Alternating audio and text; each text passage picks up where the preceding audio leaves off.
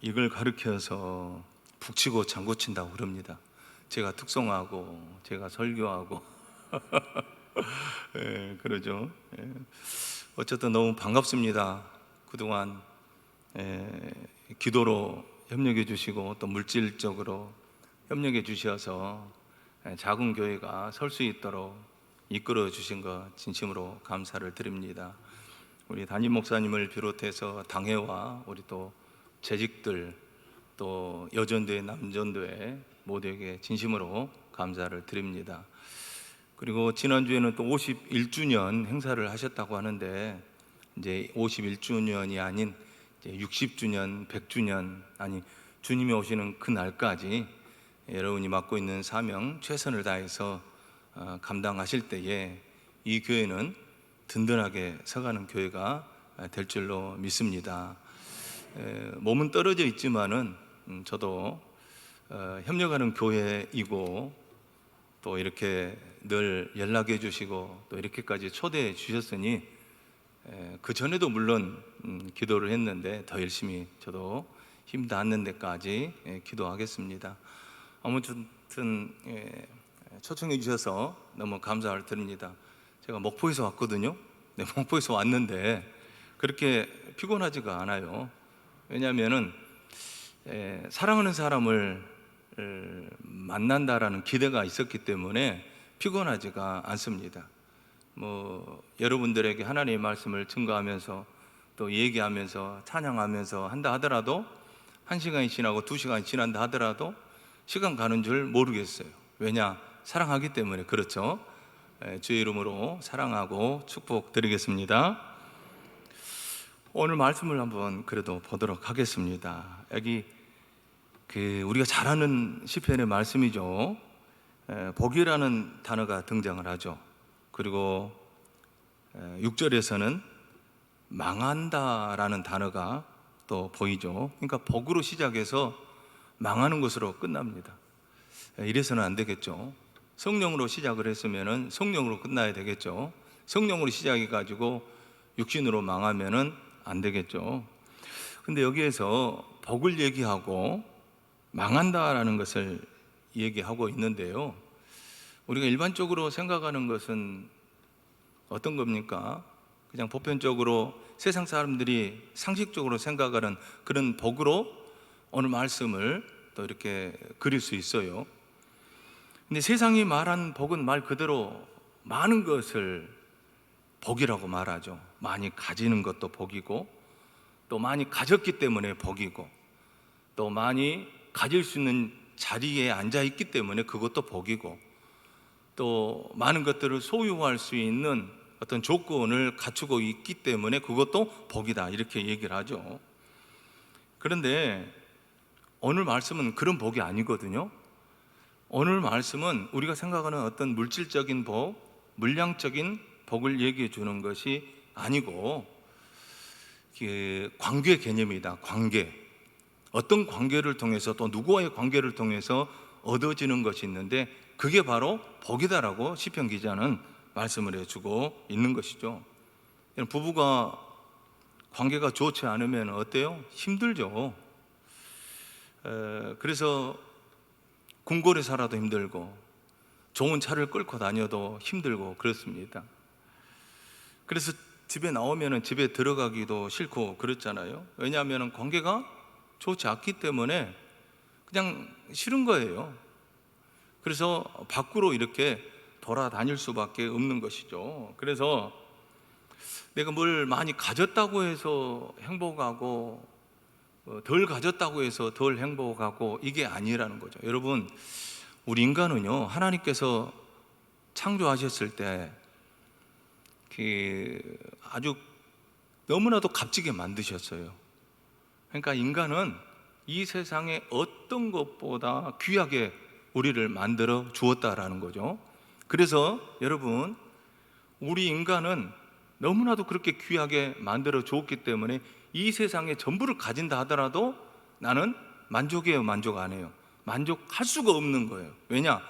이 세상의 어떤 것보다도 귀하게 우리를 만들어 놓으셨기 때문에 나는 이 세상의 어떤 것들을 가지고 소유하고 많이 누린다 하더라도 만족할 수가 없다라는 거죠. 이것은 세상 사람들도 알잖아요. 그렇잖아요. 하나님께서 그렇게 우리를 귀하게 만들어 주셨다라는 것이죠. 그래서 만족하려면 무엇을 얻어야 돼요? 이 우주를 얻어야만이 만족, 조금이나마 그래도 만족하는 거예요. 인간을 그렇게 귀하게 만들어 놓으셨다라는 거죠. 그래서 이 땅에서 만족이라는 것은 없다라는 말씀이죠. 근데 오늘 본문의 말씀은요, 만족할 수 있다라는 거죠. 만족하고 하나님께서 우리에게 약속해 주신 그 행복을 소유할 수 있다라는 말씀이죠. 뭐예요? 누구하고 관계를 통해서? 하나님과의 관계를 통해서 여기에 행복이 있고, 하나님과의 관계가 계속해서 이어지고 유지가 되었을 때에 그 관계를 통해서 얻어지는 행복이 있다라고 이렇게 말씀을 해주고 있는 거예요. 여기서 복이라는 것은 아슈레라는 단어거든요. 아슈레라는 단어인데 감탄형으로 되어 있어요. 여기 보니까 그냥 복이 있는 사람은 이렇게 말씀을 해주고 있죠. 밋밋하게 그냥 나와 있어요. 그냥 흘려버릴 수밖에 없는 그런 단어이죠. 그런데 감탄형으로 되어 있다라는 거죠. 그러니까 원래대로 얘기하자면은 행복한 사람, 이 사람은 이렇게 되어 있는 거예요. 좀 어감이 다르죠. 밋밋하지만은 행복한 사람, 이 사람은 이렇게 되어 있다라는 거죠. 감탄형으로 되어 있다라는 거죠. 그러니까 행복한 이 사람, 복 있는 사람은 뭐 이런 행동을 해야 된다, 이게 아니고 이 사람은 행복한 사람이다. 누구의 관계를 통해서? 하나님과의 관계를 통하여서 이 사람은 행복한 사람이다, 이렇게 말씀을 해주고 있는 것이죠. 그래서 오늘 본문의 말씀을 다시 한번 읽어보면요, 자 1절 한번 다시 읽어볼까요? 시작. 복 있는 사람은 악인들의 꾀를 따르지 아니하며 죄인의 길에 서지 아니하며 오만한 자의 자리에 앉지 아니하고 라고 말씀을 해주고 있는 것이죠. 뭐예요? 바로 악인의 꾀를 따르지 않고 죄인의 길에 서지 않고 오만한 자의 자리에 앉지 아니하고 이렇게 말씀을 해주고 있죠. 세 가지 항목이 나오고 있죠. 그러니까 악인의 꾀를 따르지 않고 죄인의 길에 서지 않고 오만한 자의 자리에 앉지 아니하고 세 가지 항목이 나오죠. 이 세 가지 항목의 공통점은 뭐냐면요, 점점 증진되고 확대되고 악의 영향력이 깊어진다라는 그런 말씀이에요. 그러니까 따르지 않고 서지 않고 앉지 않는다, 확대되어 가는 것을 볼 수가 있는 거예요. 여러분, 죄라는 것은 처음부터 우리에게 무섭게 다가옵니까? 죄라는 것이 우리의 눈에 보일 때에 뿔이 나고 이렇게 해서 다가옵니까? 그렇지 않는 것입니다. 나도 모르는 사이에 죄가 다가오는 거예요. 살며시 가랑비에 어쩌듯이 그렇게 다가오는 거예요. 그리고 우리가 그 죄를 인지하는 순간 외면하기에는 조금 찝찝합니다. 그래서 처음에는 약간의 거리를 두고 구경만 하죠. 그러다가 나도 모르는 사이에 따라갑니다. 한 발, 두 발 따라가는 것이죠. 그렇게 하다가 옆에 서게 되는 것이죠. 나도 모르는 사이에 그렇게 되는 거예요. 옆에 서게 되고 그것을 확인한 결과 뭐예요? 죄에 쏙 빠져 들어가서 이제는 죄로 인식하지 못하게 된다라는 것이, 이게 뭐예요? 이게 악이라는 것이고 이게 죄악이라는 것입니다. 죄가 점점 커지고 큰 죄를 통하여서 많은 죄를 범하게 된다라는 것이죠. 우리 성경을 보면은 사무엘하 11장에 보면은요, 누가 나옵니까? 다윗과 밧세바가 등장을 하죠. 이때는요, 어느 때였어요? 다윗이 아주 잘 나갈 때였습니다. 이때를 조심해야 되는 것이죠. 잘 나갈 때 죄가 자리를 잡기 참 좋은 기회다라고 생각을 합니다. 그래서 바울도 선줄로 생각하는 자는 넘어질까 조심해라, 이렇게 말씀을 해주고 있죠. 다윗도 이때 자기의 자리를 지키지를 못했습니다. 그래서 일순간에 어떤 욕망을 절제하지 못하고 죄를 범하게 되었다라는 거죠. 그러니까 다윗의 행동을 보면은요, 제가 말씀을 드린 것처럼 이게 확대되어 가고 증진되어 가고 깊어지는데요, 아주 빠른 속도로 죄가 진행해 가요. 자, 사무엘하 11장 2절을 보면은요, 제가 읽어드릴게요. 왕궁 옥상에서 여인의 목욕하는 것을 보았다. 지금 보았어요. 원래 옥상은요, 이때 당시에 원래 옥상 장소는요, 기도하는 장소예요. 기도하는 장소. 그러니까 악이라는 것이, 마귀라는 것이 기도하는 장소, 이런 거룩한 장소를 더 노린다라는 것을 우리가 기억해야 되는 거예요. 이런 기도한 장소에서 오히려 죄가 서서히 다가온다라는 말씀이죠. 그래서 11장 2절에 그랬죠. 11장 3절에서는요, 다윗이 사람을 보내어 그 여인을 알아보게 하는 거예요. 다윗이 지금 자기의 행동이 지금 못된 행동이다라는 것을 모르고 있었겠습니까? 잘 알고 있었다라는 거죠. 이러면은 안 된다라고 생각을 하고 있는데 행동은 벌써 명령을 해주고 있다라는 말씀이죠. 알아보게 하였고, 사실 여기서 멈춰도 괜찮았죠. 그런데 멈추지를 않아요. 왜냐? 지금 모든 초점이 어디에 있어요? 자기의 욕망과 자기의 욕심에 맞춰져 있기 때문에 죄를 멈추지를 못하는 거예요. 그래서 11장 4절을 보니까 전령을 보내어 그 여자를 자기에게로 데려오게 하고, 11장 5절에 결국은 어떻게 돼요? 그 여자와 밧세바와 동침함에 여인이 임신함에, 이렇게 되어 있는 거예요. 그러니까 죄가 서서히 다가왔지만은 뭐예요? 아주 빠른 속도로 진행되었다라는 것이죠. 결과는 어때요? 그 죄를 범하게 되었다라는 말씀이죠. 그러니까 악이라는 것이 꾀를 따르게 하고 죄인의 길에 서게 하고 오만한 자리에 앉게 하는 것이 죄악이다라는 사실이죠. 결국은 어때요? 어디까지 갔습니까? 이 죄악을 감추기 위해서 어때요? 밧세바의 남편 우리아의 장군, 다윗에게 힘이 되었던 장군이었잖아요. 믿었던 장수였잖아요. 결국 요압 장군을 시켜서 우리아 장군을 전쟁터에 나가 죽게 해버리는 살인죄까지 범하게 돼버렸다라는 것이죠. 자, 여러분 보십시오. 밧세바를 보았어요. 그리고 신하를 시켜서 알아보게 하였고, 신하를 시켜서 데려왔고, 동침하였고, 임신하였고, 우리아 장군을 죽이게 했다라는 사실이에요. 이 모든 것이요, 아주 순식간에 이루어지게 되었다라는 말씀이에요. 여러분, 다윗은 이런 사람 아니었잖아요. 결국 어때요?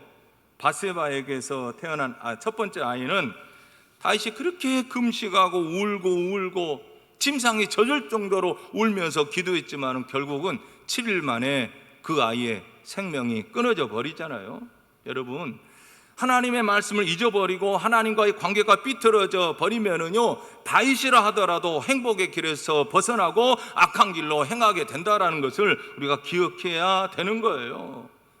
그러나 여러분, 하나님과의 관계가 좋은 사람은, 오늘 말씀에서 복 있는 사람이라고 그랬죠. 이 사람은 어때요? 하나님하고 관계가 유지가 되기 때문에 악한 꾀를 따르지 않고 죄인의 길에 서지 않고 오만한 자의 자리에 앉지 않는다라는 말씀이에요.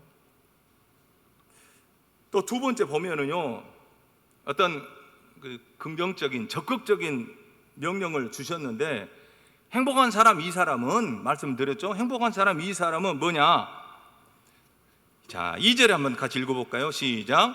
오직 여호와의 율법을 즐거워하며 그의 율법을 주야로 묵상하는 자로다. 자, 긍정적인 차원에서 적극적 명령을 우리에게 주시는데요, 행복한 이 사람은 하나님의 말씀을 즐거워하고 그 말씀을 주야로 묵상하는 자다, 이렇게 말씀을 해주고 있어요. 묵상이라는 것은 원어로 하가라는 거예요. 하가라는 것은요, 어떤 의미냐면은 입술로 중얼거리고 읊조리고 되새김질하다, 이런 의미가 있거든요.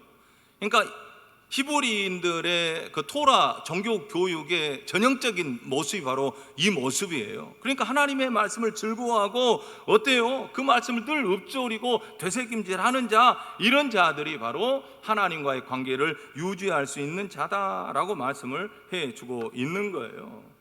하나님을 사랑하면 어때요? 하나님과 관계를 유지하면 그 끝은 뭐예요? 즐거움이라는 사실이죠. 그래서 중얼거리고 읊조리고, 그래서 되새김질하고, 그래서 결국에는 즐거움을 경험하게 되는 것이죠. 제가 시골이라고 하면은, 서울 분들은 서울 아래는 무조건 시골이라고 하더라고요. 어쨌든 목포도 시골이지만은 목포보다 더 시골인 해남에서 제가 한 12년 목회를 했거든요. 금호교회라는 곳에서 목회를 했는데 참 사랑을 많이 제가 받았습니다. 지금 제 아이가 31살이에요. 저기가 있는데 31살인데 그 아이가 100일도 안 된 상태에서 그 젊은 나이에 금호교회라는 교회에 부임을 하게 됐죠. 권사님 집사님들이 참 사랑을 많이 베풀어 주셔서, 그러니까 사랑을 베풀어 주신 것은 왜요? 본인들이 즐거우니까 그러는 거죠. 베푸니까 즐거운 거예요. 사랑하니까 즐거운 거예요. 그래서 저를 사랑을 많이 해 주셨는데, 한 번은 권사님이 그 구역 예배 드리고 마치고 나서 돼지머리 고기를 준비했으니까 맛있게 드시자고 그러시더라고. 저도 돼지머리 고기 참 좋아하거든요. 식감도 좋고 꼬들꼬들하고 참 좋잖아요. 기대를 가지고 권사님 가정 가서 예배를 또 빨리 드렸어요. 그냥 침샘이 자극되니까 빨리 예배를 마치고 권사님에게 준비해 놓으신 돼지 머릿고기 가지고 오시라고 우리가 먹읍시다 그랬거든요. 근데 그 권사님이 시골 쪽문으로 이렇게 나가셔가지고 이제 가지고 오세요. 쟁반에 이렇게 돼지 머릿고기를 가지고 오시는데, 우리가 생각하는 그런 돼지 머릿고기가 아니라 그냥 머리 통째로 이렇게 삶아가지고 이렇게 가지고 오시는 거예요. 보니까 저를 보고 웃고 있더라고. 그리고 혓바닥은 한쪽으로 축 처져 있고요. 이게 황당하더라고. 저도 처음 경험이니까.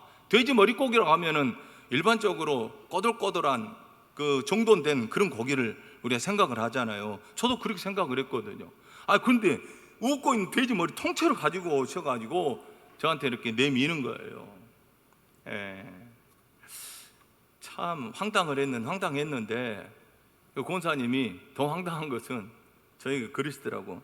목사님, 돼지 머리 부위 가운데 어디가 제일 맛있는 줄 아세요? 하더만 갑자기 제 앞에서 웃고 있는 그 돼지 머리 옆쪽으로 축 처져 있는 그 혀 있잖아요. 혓바닥을 쭉 잡아 당기더니 가위로 그냥 싹둑 잘라가지고 제 앞에다 그냥 싹둑 이렇게 아무런 감정 없이 막 싹둑 써는 거예요.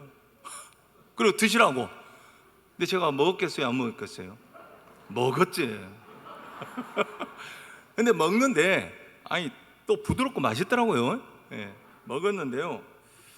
근데 그 다음에는 또 말씀을 하시는 것이, 그 다음에 어디가 맛있는 줄 아십니까? 하더니 갑자기 또 돼지 그 귀를 이렇게 싹둑 또 자르셔가지고 저한테 또 갖다 주시고, 그것도 어때요? 제가 먹었어요. 다음에는 돼지 코를 또 자르시고, 다음에는 이 볼태기를 또 자르시고, 그 순식간에 돼지 머리 뼈만 이렇게 앞에 놓인 거예요.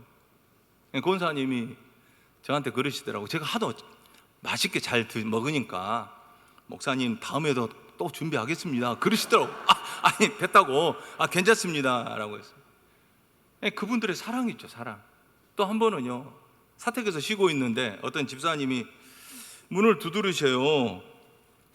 올라오셨어요. 아래 마을까지, 사택까지 올라오시려면 좀 힘들거든요. 그럼에도 이렇게 올라오셨어요. 집사님이 사과를 드시다가 제가 생각나더래요. 그래서 사과를 가지고 오셨는데 하나를 가지고 온 게 아니라 반쪽 있잖아요. 반쪽을 가지고 오셨어. 근데 반쪽을 가지고, 여러분 사과 드셔보셨죠? 사과 조금만 두면은 사과가 어때요? 색이 변하잖아요. 반쪽을 가지고 오셨는데 그것을 어떻게 가지고 오셨냐면은 두루마리 휴지로 딱 말아가지고 이렇게 가지고 오셨어. 그래도 어때요? 받았죠. 집사님 감사합니다. 잘 먹겠습니다. 근데 집사님 안 가시는 거예요. 왜 안 가셨어요? 안 가시겠어요? 제가 먹는 걸 보고 가신다는 거예요. 그래서 일일이 그 두루마리 화장지 이렇게 다 떼고 나서 이렇게 사과를 먹었거든요. 먹었는데 이 목 넘기기가 조금 거북스럽더라고요. 그래도 맛있게 먹었어요. 맛있게 먹으니까 그때 이제 그 집사님이 가시더라고요. 여러분, 그래서요 제가 생각했어요. 이 목회가 설교만 한 게 목회가 아니고 신방만 한 개가 목회가 아니고 먹는 것도 목회구나, 이렇게 그때부터 생각했어요. 사실 저도 비유가 조금 세요. 그래서 어중간한 건 다 먹습니다. 지금까지 안 먹어본 것은 없어요. 다 먹습니다. 예. 어쨌든 먹는 것도 목회다라고 생각을 하고, 그때부터 뭐 그전에도 잘 먹었지만 더 잘 먹었죠. 어쨌든 이분들이 왜 저에게 그런 사랑을 베풀어 줘요? 그 사랑을 베푸니까 당신에게는 뭐가 와요? 즐거움이 온다라는 말씀이죠. 그러니까 나를 사랑하니까, 목회자를 사랑하니까 드리고 싶은 거예요. 목회자를 사랑하니까 가져다 드리고 싶은 거예요. 그리고 가져다 드렸더니 그 끝이 즐거웠다라는 말씀이죠. 그러니까 여러분, 하나님을 사랑하면요, 하나님을 사랑하면 하나님의 말씀을 우리가 읊조려야 되는 거예요. 하나님을 사랑한다고 하면서 하나님의 말씀을 읊조리지도 않고 되새김질하지도 않고 읽지도 않고 암송하지도 않는다라면은 그건 사랑이 아니다라는 말씀이죠. 그래서 여러분이 말씀을 듣는 이 자리가 여러분 즐거우시다라면은, 또 말씀을 듣기 위해서 우리가 가정에서 교회로 오시잖아요. 기대를 가지고 여러분들이 이 교회에 오신다라면은 여러분의 심령은 이미 복을 받은 자다, 이렇게 말씀을 드릴 수 있는 거죠. 여러분, 누가복음 10장에 보면은 마리아가 칭찬을 받잖아요. 마르다 그 언니는 부엌에서 열심히 비지땀을 흘려가면서 식사를 준비하고 있었지만은 마리아는 예수님의 턱 밑에서 말씀을 듣고 그 말씀을 즐거워했지 않습니까? 그래서 불평한 이 마르다에게 주님이 뭐라고 말씀을 하세요? 마리아는 이 좋은 편을 택하였으니, 이렇게 말씀을 해주고 있는 거예요. 그러니까 마리아는 영혼의 양식, 하나님의 말씀을 택하였고, 그래서 즐거운 것이고, 그래서 행복한 것이고, 마르다는 육의 양식, 이 양식을 선택했기 때문에 주님을 오히려 불평하게 되었고, 주님 앞에서 그 불평을 늘여놓게 되었다라는 말씀이죠. 여러분, 선택은 내가 하는 것입니다. 여러분, 내가 하는 거예요. 선택은 내가 하는 거예요. 우리 앞에 행복이 있는 거예요. 우리 앞에 하나님의 말씀이 있는 거예요. 우리 앞에 하나님의 약속이 있는 거예요. 이 말씀을 지키느냐, 이 행복을 내가 가지고 오느냐, 이 선택은 누가 해요? 내가 하는 것입니다. 여러분, 선택해야 되는 거예요. 누가 복이 있는 자입니까? 말씀을 즐거워하는 자라는 것입니다. 여러분, 행복을 경험하고 싶고 복을 받기를 원한다라면은 하나님의 말씀에 손을 내미시기를 간절히 바라겠습니다. 제가 연애할 때요, 지금 와이프하고 연애할 때입니다. 다른 여자하고 아니요. 지금 제가 연애할 때 지금의 와이프, 아까 반주하신 분이 제 와이프예요. 그 와이프에게 저도 이제 편지를 보냈고 와이프도 편지를 보냈어요. 근데 편지를 제가 읽습니다. 읽는데 한 번만 읽은 게 아니에요. 한 번 읽고, 두 번 읽고, 세 번 읽고, 네 번 읽고. 왜 그렇게 읽겠어요? 그 편지 속에, 그 글 속에 뭐가 있어요? 나를 사랑하는 그 여인의 마음이 들어있다라는 말씀이죠. 그러니까 나를 사랑하는 그 사람이 쓴 글이라든가, 그 사람이 쓴 편지라든가, 이런 것을 계속 읽고 반복되고 되새기고, 더 나아가서는 애우기까지 한다라는, 이게 정상이죠. 그러잖아요. 즐거워지면은 애워지는 거예요. 말하지 않아도 알아. 말하지 않으면 몰라요. 여러분, 말을 해야 되고 행동해야 되고, 여러분이 직접 나서서 여러분들의 모습을 가져다 주셔야 된다라는 말씀이죠.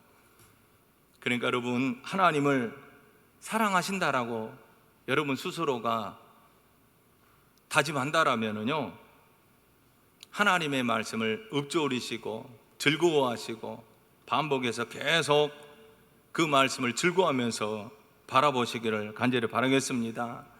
그러니까 이런 심령이 복된 자, 바로 이런 행복한 자, 하나님의 말씀을 즐거워하는 자, 그래서 읽고 또 읽고 또 읽고 되새기고 애우는 거. 그러니까 실제적으로 하나님의 말씀이 즐거우면 어때요? 그 말씀대로 순종하면 살죠. 그리고 우리 행동으로 또 나와요. 뭐가 나옵니까? 그냥 흥얼흥얼 거립니다. 흥얼흥얼 거려요. 세상 사람들도 좋은 일 있으면은요 흥얼흥얼 거리잖아요. 콧노래 하잖아요. 그리고 어떤 분은 이제 노래방 가서 노래 부르기도 하고 그랬잖아요. 그러니까 우리도 하나님이 즐거우면은, 하나님과의 관계가 유지가 되면 뭐가 나와요? 내 입에서 찬양이 나오는 거예요. 찬양이. 할렐루야 하면서 찬양이 나올 수밖에 없다라는 말씀이죠. 그래서 이 복된 자와 악인들, 오늘 말씀에서 또 말씀을 해주는 것이 이제 그 축복에 대해서 말씀을 해주고 있는데요, 복된 자는 또 악인은 어떤 복을 받고 어떤 저주를 받느냐에 대해서 말씀을 해주고 있는데요. 자, 3절 4절 같이 읽어볼까요? 시작. 그는 시냇가에 심은 나무가 저를 따라 열매를 맺으며 그 잎사귀가 마르지 아니함 같으니 그가 하는 모든 일이 다 형통하리로다. 악인은 그렇지 아니하며 오직 바람에 나는 겨와 같도다. 악인은 바람에 나는 겨와 같다. 겨는 뭐예요? 나중에 태워버립니다. 심판을 말하는 것이죠. 그런데 여기서 이 심판은요, 죽음 이후의 세계를 말할 수도 있겠지만 더 무서운 것은 뭐예요? 현재 심판이라. 이게 더 무섭습니다. 여러분 잘 들어보십시오. 그러니까 하나님의 말씀을 떠난 삶은 뭐예요? 내가 뭘 받고 있어요? 심판을 받고 있다라는 말씀이에요. 내가 하나님의 말씀을 떠나서 신앙생활을 하고 있다라면요, 나는 현재의 심판을 받고 있다. 왜냐? 그런 사람들 보십시오. 하나님의 말씀을 떠난 삶에 사람들의 삶을 보게 되면 불평하고 원망하고 시기하고 질투하고, 더 나아가서는 우울증이 걸리고, 더 나아가서 뭐예요? 극단적인 선택까지 할 수밖에 없다라는 말씀이죠. 이게 바로 현재 우리가 살아가고 있는 심판의 형태라고 볼 수가 있다라는 말씀이에요. 그러니까 여러분, 가장 무서운 것은요, 말씀을 떠난 삶이라는 것은 아주 약한 바람이 부른다 하더라도 날아가 버리는 거예요. 무너져 버리게 된다라는 말씀이죠. 여러분, 다 버려도 하나님의 말씀은 버리지 마시길 바라겠습니다. 우리에게 행복을 가져다 주는 하나님의 말씀, 우리에게 살게 하는 하나님의 말씀, 우리의 생명이 되는 그 말씀을 우리가 꽉 잡고 주님이 오시는 그날까지, 내가 주님의 날에 갈 때까지 신앙생활 열심히 해야 된다라는 사실을 기억하시길 바라겠습니다. 어두운 이 세상에 비춰주는 거에 뭐예요? 말씀이라는 거예요.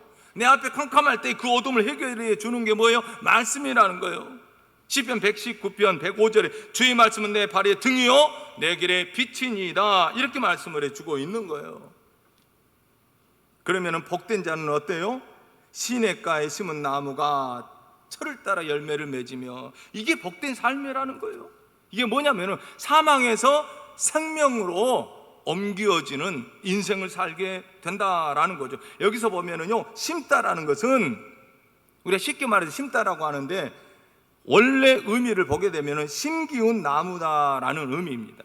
그러니까 누군가가 옮겨져서 시냇가에 그 나무를 심기워 주었다라는 말씀이에요. 자연천에서 자란 그 나무는요, 언제 죽을 줄 모릅니다. 왜냐하면 1년 동안요, 그 지역에는 5개월 동안 비가 안 내려요. 그 기간을 이제 건기라고 하고요. 그래서 시냇가가 말라버린다라는 것이죠. 비가 오는 우기 때는 살아남을 수가 있겠죠. 그러나 건기 때는 죽을 수밖에 없다라는 거죠. 그런데 그 나무를 누군가에 의해서 옮겨 심기어 주었다라는 것이죠. 그래서 1년 내내 물이 마르지 않고 결국에는 어때요? 사계절 내내 푸르고 열매를 철을 따라 맺는다라는 말씀이, 그게 복이라는 거예요. 누가요? 하나님의 말씀을 즐거워하는 자는 이런 복을 받게 된다라고 이렇게 말씀을 해주고 있는 거예요. 그러니까 이스라엘아, 너는 행복한 자로다. 너는 참 좋은 사람이구나. 왜냐? 사계절 내내 열매를 철을 따라 맺는 존재이기 때문에 너는 참 행복한 자다, 이렇게 말씀을 해주고 있는 거예요. 자, 그러면서 5절 6절 읽어볼까요? 시작. 그러므로 악인들은 심판을 견디지 못하며 죄인들의 의인의 모임에 들지 못하리로다. 무릇 의인들의 길은 여호와께서 인정하시나 악인들의 길은 망하리로다. 여러분, 의인의 길은 여호와께서 인정하신다. 여러분, 하나님이 우리를 인정하시면은 더 바랄 게 뭐가 있습니까? 그러나 악인의 길은 어떤다고요? 망한다. 여러분, 이스라엘이 왜 망해요? 호세아 4장을 보게 되면은 이스라엘이 왜 망했는가에 대해서 말씀을 해주고 있어요. 왜 망해요? 내 백성이 지식이 없으므로 망하는도다. 네가 지식을 버렸다. 이렇게 말씀을 해주고 있는 거예요. 이스라엘 백성들이 왜 망했냐? 지식이 없어서 망했어요. 이 지식이라는 것이 뭐예요? 하나님의 말씀이고 하나님의 율법이다라는 말씀이죠. 그래서 하나님 다 이걸 알고 계셨어요.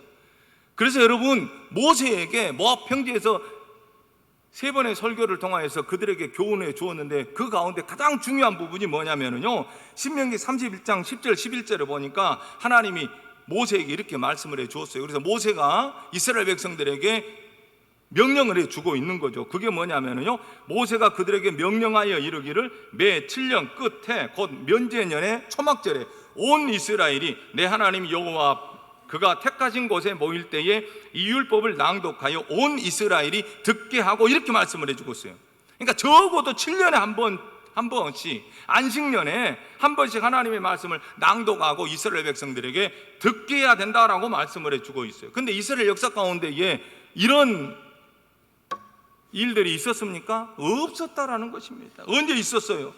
다윗 때 있었어요? 솔로몬 때 있었습니까? 없었다라는 거예요. 역대하 34장에 보면 요시야 왕 때 한 번 있었고요. 그리고 느헤미야 8장에 보니까 에스라 학사 때 수문 광장 앞에서 하나님의 말씀을 낭독했을 때 그 말씀을 통하여서 많은 사람들이 은혜를 받고 회개하고 감사했다라고 말씀을 해주고 있는 거예요. 여러분, 하나님의 말씀을 잊고 살면은요, 그 길은 어떤 길이에요? 망하는 길이다, 그런 얘기죠. 그래서 행복하기를 여러분이 원한다라면은 하나님의 말씀을 여러분의 생명으로 생각을 하시고 이 믿음을 가지고 신앙생활해야 된다라는 것입니다. 그래서 관계가 회복이 되면, 하나님과의 관계가 회복이 되면은 내가 지금 어디에 있느냐, 이런 환경이 중요한 것 아니에요. 내가 하나님의 말씀을 의지하고 하나님과의 관계가 유지가 된다라면은 내가 어디에 있든지, 내가 어떤 모습으로 살든지, 내가 어디에 있든지 간에 거기는 복된 자리라는 사실이다라는 것이죠. 그래서 찬송가 438장 보면까 높은 산이 거친 들이 초막이나 궁궐이나 내 주 예수 모신 곳이 그 어디나 하늘나라, 이렇게 말씀을 해줘. 여러분, 코로나19 때문에 참 얼마나 불안한 삶을 살았습니까? 물론 이제 아직도 진행 중이죠. 우리가 마스크를 쓴 상태에서 예배를 드리는 이 자체가 참 불행하다라고 볼 수 있는 것인데, 불안을 떨쳐버리고요, 오히려 감사하면서 살기를 원한다라면은 오늘 말씀에서 보여주신 것처럼 뭐예요? 하나님의 말씀을 붙잡으시기를 간절히 바라겠습니다. 하나님과의 관계를 유지하면서 즐겁게 찬양하면서 살 때에, 그럴 때에 아쉬레, 행복한 사람, 행복한 이 집사님, 이렇게 하나님께서 우리에게 지명해 주신다라는 것을 꼭 기억하시길 바라겠습니다. 부족한 종이 여러분들한테 이 말씀을 통해서 신앙생활하는 방법에 대해서, 또 우리가 행복하게 삶을 영위해야 되는데 어떻게 해야 될 것인가에 대해서 말씀을 전해 드렸는데요, 꼭 세상 사람들이 말하고 있는 그 상식처럼 말하고 있는 그런 행복이 아닌 하나님께서 주신 말씀을 통하여서 주신 그 행복을 여러분 스스로가 찾으려고 노력하고, 그래서 찾았다라면은 유지하면서 주님 오시는 날까지 그 행복을 가지고 신앙생활하는 여러분 되시기를 간절히 축원드리겠습니다.